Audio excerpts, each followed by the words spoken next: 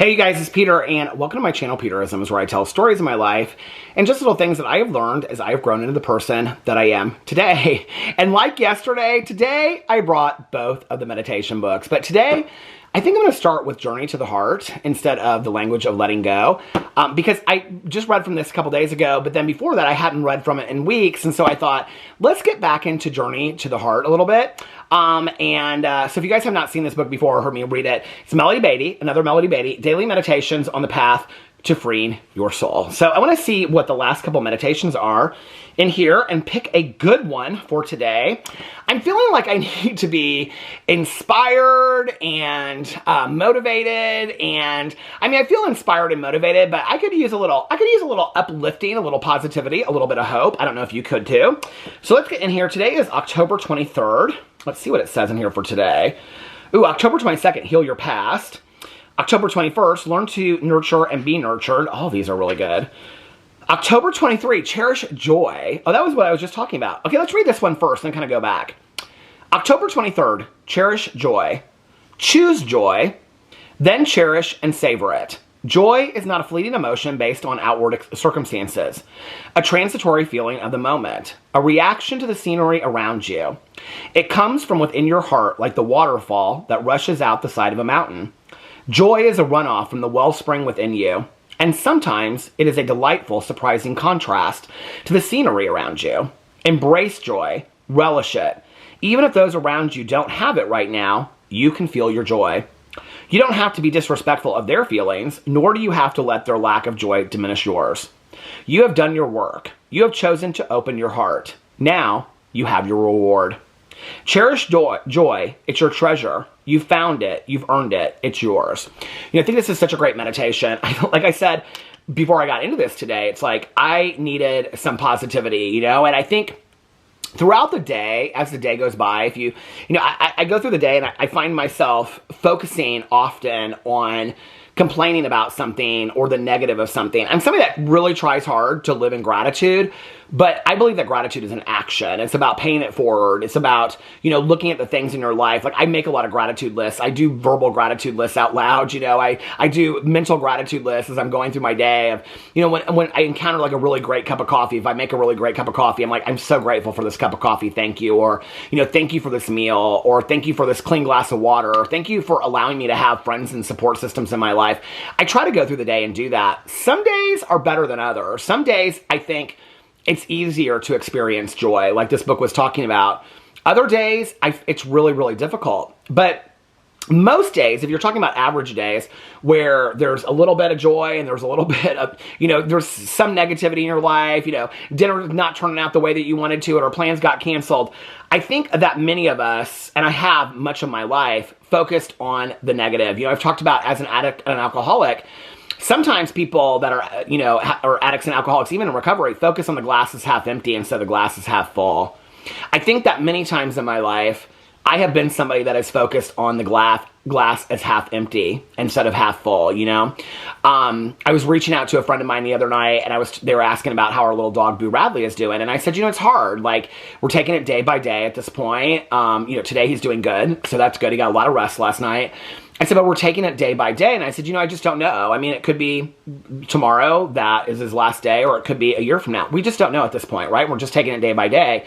And my friend responded to me and he said, it's really sad. And I know what you're going through because I've lost other pets as well. And he said, but you've had really 15 great years with your dog, and he's been great for you, and you've been great to him, and you've given him a great life. And I thought, that's one way to look at it. It's like not always stay in the sadness of, what it could be, or borrowing trouble, but maybe focusing a little bit on the joy that today he's here, and today, and this is a good reminder for me. I need to hear that right now. I need to remind myself of this, but, and we've had a really good life together, I mean, Alex and I have been together 16 years, and 15 of those were with Boo Radley. And so, it's been an amazing ride, and whether he's here another day or another year, I want to focus on the gifts that we exchange with each other, I don't know. I think that's a good reminder of that, and I remember years ago seeing this like Dr. Phil thing, and I think it was like on Oprah or something, and Dr. Phil was on there as a guest, and they had this woman on there. I share this story a lot in a lot of different ones of my videos, but This woman was talking about how her daughter had died when she was 18. She was murdered tragically. And it had happened like 20 years before. And she had never changed her room. Like, her room still had like the trophies from pageants and like her dolls on the bed and stuff like that. It literally looked like she had just left the night before, except it was dusty. And I mean, she had not changed her room one bit. And Dr. Phil said to her, would your daughter be happy that you left her room the same way? Or would she be upset with you? And she said, oh no, she'd be very upset with me. She would want me to live a life. She would want me to, I think she said move on. I don't love the word move on, but she said, you know, move on through this and like, you know, still remember her. But she would want me to like, you know, change her room or whatever. She'd be very upset with me. And Dr. Phil said to her, do you think that instead of celebrating the one day that she died, he goes, because you're celebrating the one day that she lied by keeping her room that way. Like, you're focusing so much on telling her story. The story is she was murdered that day. He said, do you think, I think the people have been caught and stuff like that. I can't remember. But anyway, so there was closure in the investigation and whatever. And he said, do you think that instead of focusing on the one day that she died, that instead focusing on the 18 years that she was alive? And the mother looks at him and he goes, I never thought of it that way. You know, it was one of, I think, Oprah's aha moments. And she was like, I never thought of it this way. And she shared, she said, I was going to come on here and I was going to tell my story. And then I thought I could go home and I could end it all. She's like, but I don't have to do that today. And he said, you don't feel the same way? She goes, no. She goes, I don't have to do that anymore.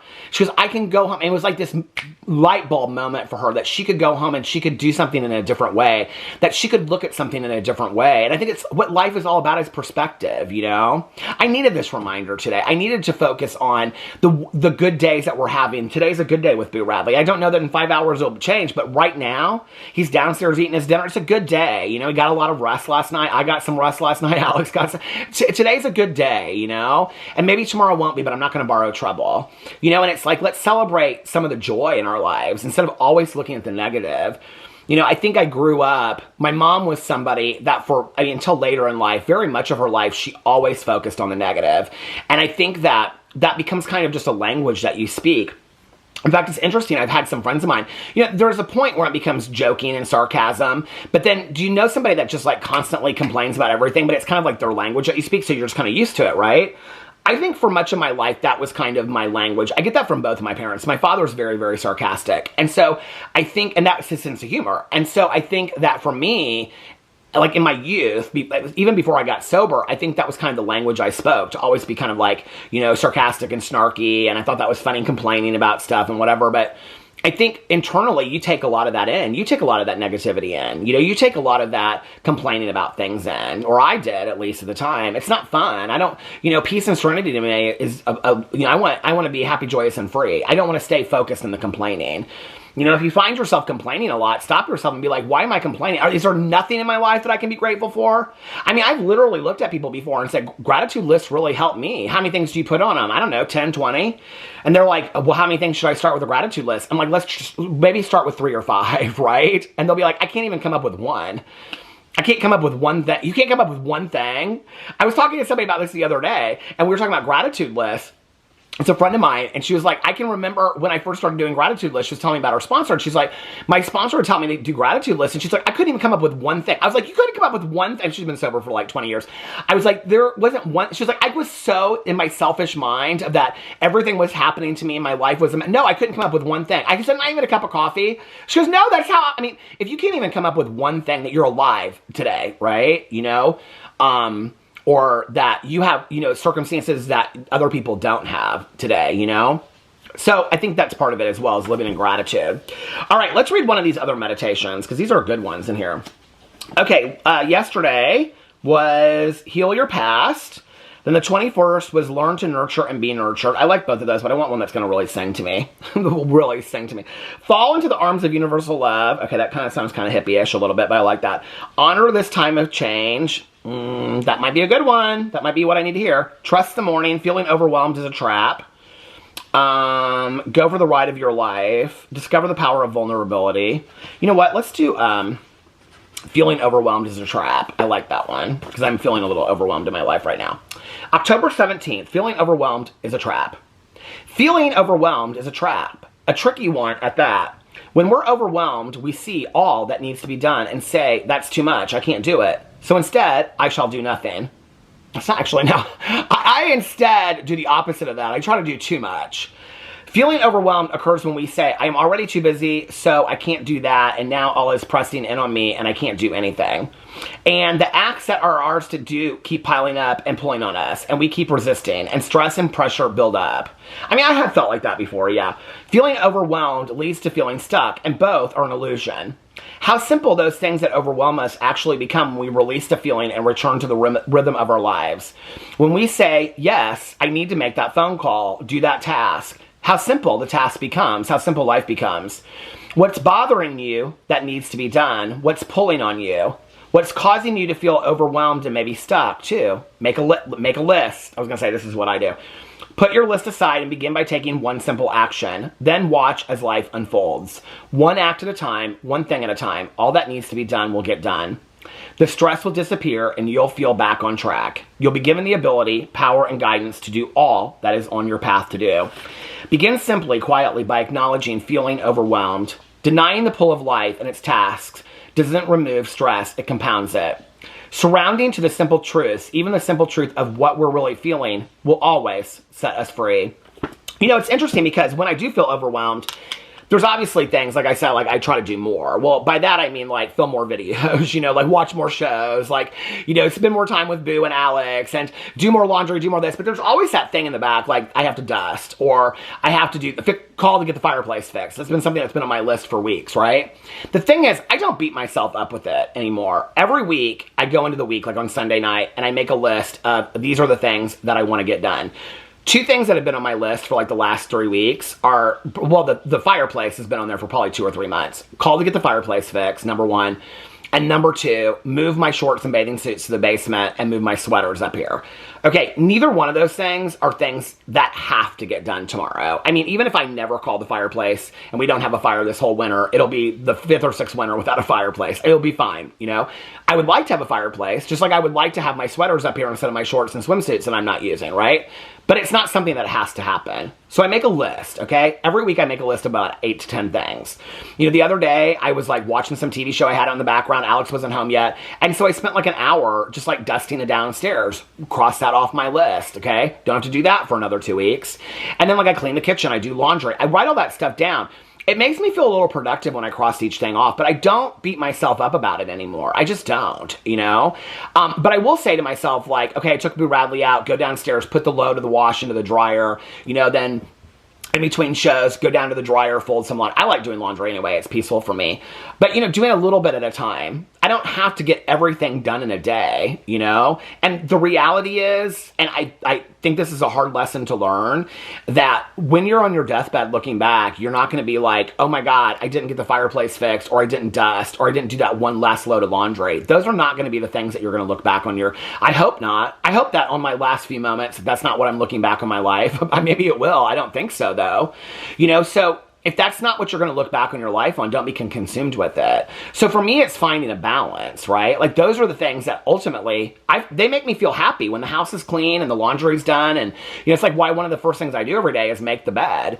Because I read the book years ago, if that's one thing that you accomplish every day, is taking a shower or making the bed. That's one more thing that you did, you know, that you didn't do. And so then I just kind of start from there. You know, it's like, I don't beat myself up about it. Back in the day, I used to make these lists, and if I didn't get everything done on that list, by God, then I was a failure. I don't feel that way today at all. I grant myself a lot of grace. There are some days that I don't do a whole lot, you know? But what's interesting is, like, I'll call my friends, and they'll be like off from work on a Sunday. I'll be like, what did you do today? And they'll be like, how was your day? And I'll be like, oh, it was good. You know, like, you know, I filmed a vlog for an hour and a half. Then I had the book club. And, you know, we went to brunch. And then I came home and I did some laundry. And they're like, I'm like, what are you doing? And they're like, we literally, like, laid on the couch. We ordered pizza and we watched football all day long, you know? And then other people are like, oh, he's so lazy. He doesn't do anything. I'm like, I'm so lazy. I want a day to just, like, lay on the couch and not do anything. You know what I mean? But I'm the one that stops myself from doing that. I could do that anytime I wanted to, you know? I'm the one that stops myself from doing it. But I also am not going to become, you know, like so hardcore with myself that if I don't get everything done on my list, then I'm a failure. I used to do that. I think it's because I got sober when I was 22, and so I already felt like I was playing catch up. And so I was constantly like trying to like do everything in a day. You're not going to get everything done in a day. You know, now there are some days where I just have to be like, close the computer, no more videos, clean the kitchen. The kitchen doesn't need to be cleaned anymore. I'm not doing any laundry today. It can sit in the dryer till tomorrow and I'll fold it and just relax. And we all deserve that, you know? Anyway, let me know what you thought about those. Those were 2 good meditations. Let me know what you thought about those meditations in the comment section below. I love you guys, and I will see you tomorrow. Bye.